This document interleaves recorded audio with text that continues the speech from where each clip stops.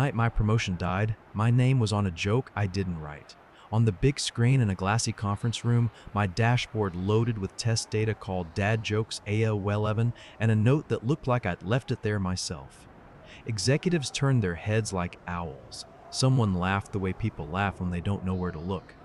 By the end of the week, a family friend who called himself a recruiter couldn't get past campus security. My wife didn't have the title she'd been handed, and I had something better than a promotion. I had my spine back. I'm Caleb, 39 when this started. I led product for a flagship initiative at a large tech company in Austin with a name that sounds like a shoe brand and a spaceship at the same time. We'll call it Silver Peak. If you've ever eaten tacos at midnight on South Congress and watched electric scooters try to act like cars, that's my city. I love the work the way a builder loves a clean cut. You show up, you stack the decisions, you make a thing that holds weight. At home, our fridge was a bulletin board for a marriage, magnetized budget columns, notes about dog food and water filters. My wife, Avery, ran operations in another department. She's sharp, a natural at getting 8 stubborn calendars to meet in the same room. We met at a hackathon 7 years earlier, and for a while, our fights were about whether to buy pour-over gear or an espresso machine. Then moving boxes became storage bins. Then the best thing we built together was silence that looked like rest from the outside. Silver Peak announced a new director-level role for a division that was about to double. It came with a seat in front of the board and the kind of compensation that makes you do math in the grocery store for fun. Officially, anyone could apply. Unofficially, everyone knew 3 people were in orbit. I was one of them. Avery wasn't in my chain, so we joked about it at first. The joke didn't travel. My project was called North Star. If it landed, it would change how our major clients read their own data. The demo had to be flawless, the kind of flawless that looks casual. We prepped for weeks. We wrote tests like they were prayers. I walked our team through 3 scenarios out of 5 where everything could go wrong and installed tripwires so we'd see it coming if it did. The week before we presented, Trent showed up. Trent Calloway had a laugh like a radio commercial. He was one of those recruiters who could make unemployment sound like a sabbatical. He was a friend of a friend. He'd done some contract work for us in the past when we needed a dozen engineers yesterday. He had a habit of showing up at company happy hours without technically working there. He wore blazers without socks, and his Instagram bio said, "Connector." Avery introduced him like he was part of the family tree. "You remember Trent," she said, as if I'd forgotten a toothache. "He's helping with the director search. He knows the market." "We have an internal pipeline," I said, using my nice voice. "We also have a board that wants choices," Trent said, smooth. "Internal, external, hybrid. I'm just here to widen the net." He shook my hand like he owned grip.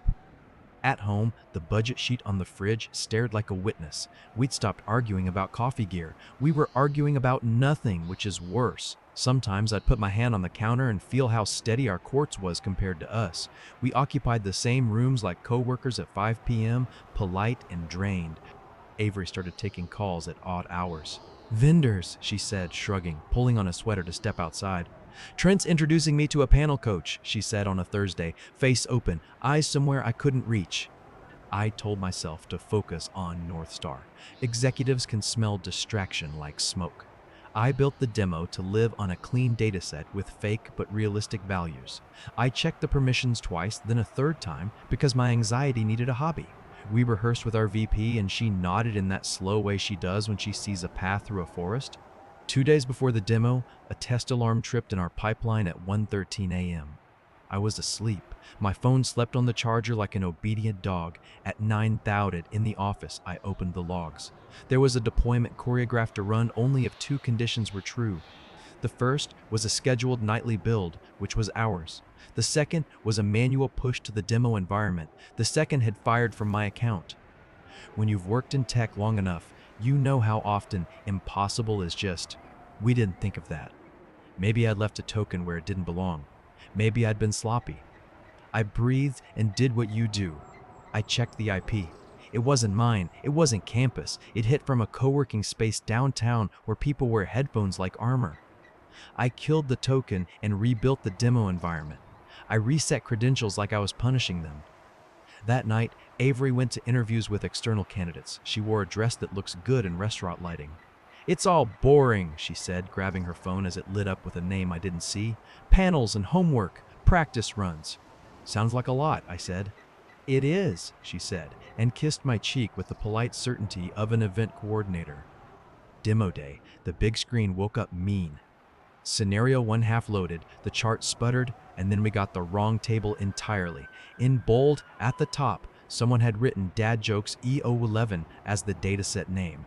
Below it, demo values leaned stupid. A city called Fired Up TX. A revenue line tied to Banana Stand. A column labeled No Mistakes, Promise. The kind of adolescent joke our team would never leave in a build. My name sat on the commit history like a flag.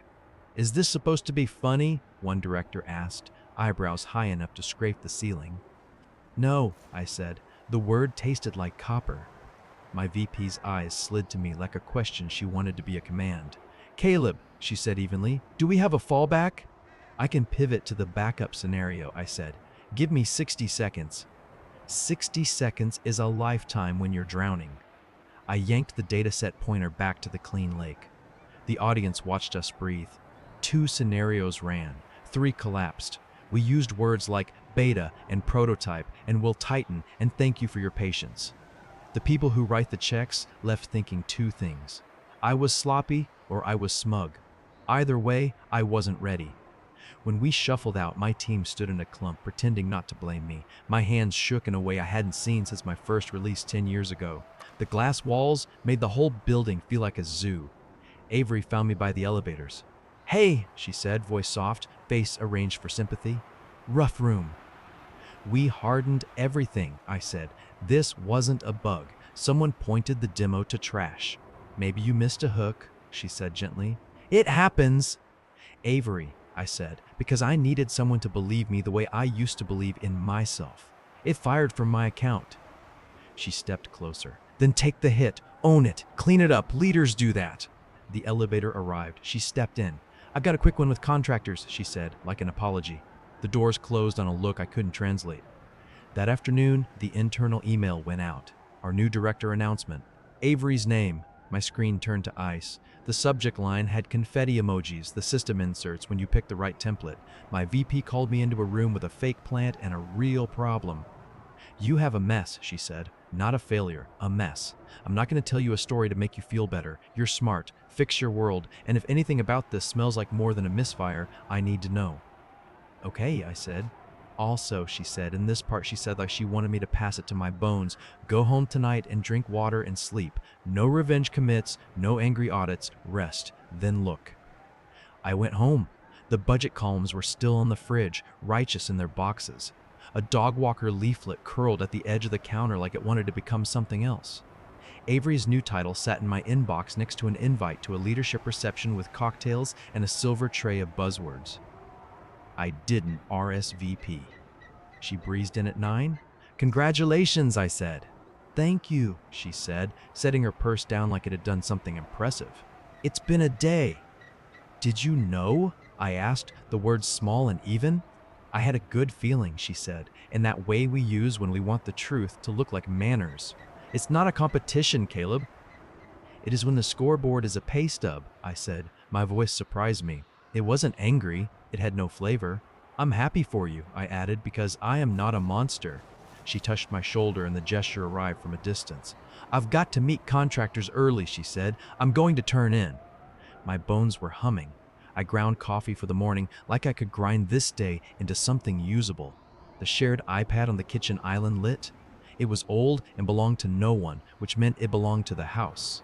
Family calendar, grocery app. It was signed into a backup iCloud we created when we were young enough to think about shared podcasts as a personality. I didn't mean to look. My eyes mean to breathe. The screen woke to a message bubble still open. The name at the top said Trent.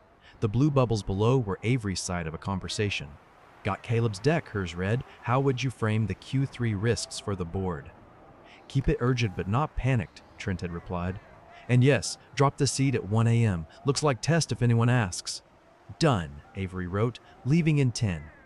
The timestamp sat like 2 fingerprints over a broken window. 12,053 a.m., 1:11:30 a.m. The same night the bill did what it never should have done and wore my name for a crime I didn't commit. I took a photo of the screen with my phone. My hand shook hard enough to blur it. I took another, then another. The iPad went dark again like it needed a nap. I slept in a way that wasn't sleep. I stared at the ceiling and listened to the AC whisper. The things I could say lined up like soldiers in my throat. At dawn, I went for a run around the block to tell my body that life still happens in circles. Back home, I made coffee and waited for her. She came out in a blazer that said, "Director without being tacky." She looked like a magazine page for competence. "Big day," she said, sipping from the mug I'd handed her.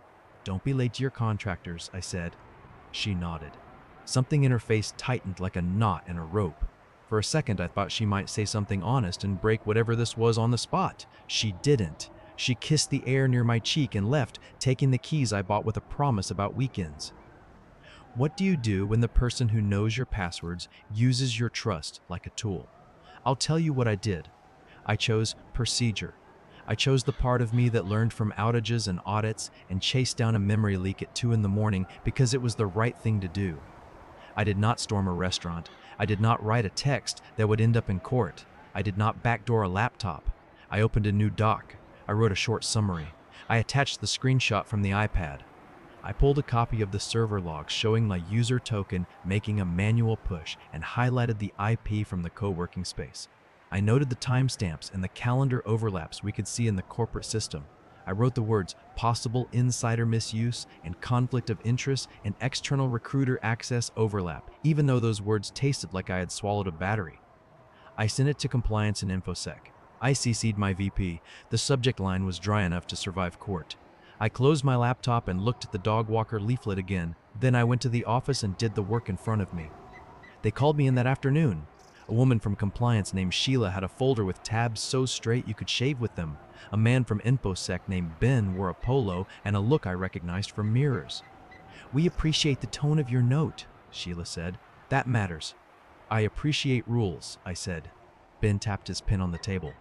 "We see the manual push. We see the IP. We see your token. We also see that token got used from an unfamiliar machine with a user agent that doesn't match your laptop," he said, translating for a person like me who understands but doesn't want to brag about it. "We can tell the difference between you and a puppet this time." "Can you be sure?" I asked. "Sure enough to keep digging," he said. "Do you have any other evidence?" I slid the printouts across and watched their eyes hit the times, the names, the words that shouldn't be there. Sheila put one finger on the line that said, "Drop the seed at 1 a.m. "This is between your wife and an external recruiter," she said. "Yes," I said out loud for the first time. "We're going to treat this as an ethics and security matter," she said. "We're not your therapist. We're not marriage court. We're a company. We're going to do company things." Her voice had mercy in it that didn't try to steal the show. "Good," I said. They moved faster than I expected and slower than I wanted. That's how all proper investigations go. They pulled badge logs, they matched calendars with room bookings, they checked whether anyone forwarded internal docs to external accounts without a proper pathway. They asked IT to see if Avery's device had used any personal profiles to view files on the board portal. They pulled the list of contractor badges and laid it over the moments our logs got weird. They didn't tell me more than they had to. That was part of the mercy.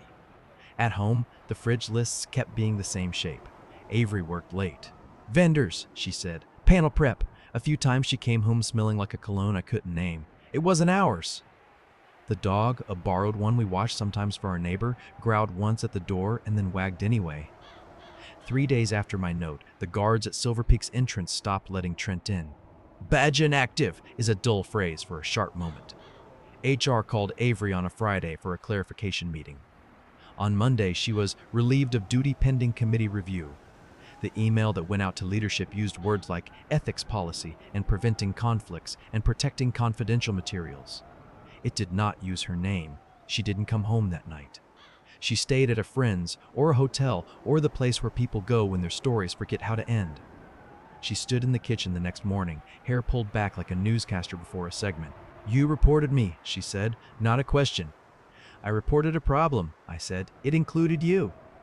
"What do you think this gets you?" she asked, voice flat. "Some prize for being righteous." It gets me out of a version of myself I don't want to be, I said. It gets the company out of a line it shouldn't cross. It gets us both the truth we kept avoiding, which is, you've been with him for a while and you used my work like a tool. She folded her arms.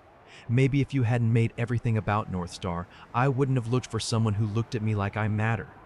I looked at you, I said. You looked through me. Maybe because you knew if you looked long enough, you'd see yourself. She flinched at that, small, like a muscle learning a new pain. I didn't do what you think, she said, but her eyes didn't come. Then tell it to the committee, I said. Don't tell it to the man whose name you used at 1:13 a.m. She left. The door was gentle. The quiet that followed had weight. I pressed my palms on the counter and felt how steady courts can be when the people aren't. Silver Peak moved. They cut Trent's contract. They issued a notice to all hiring partners reminding them of on-site conduct, confidentiality, and the line between networking and infiltration.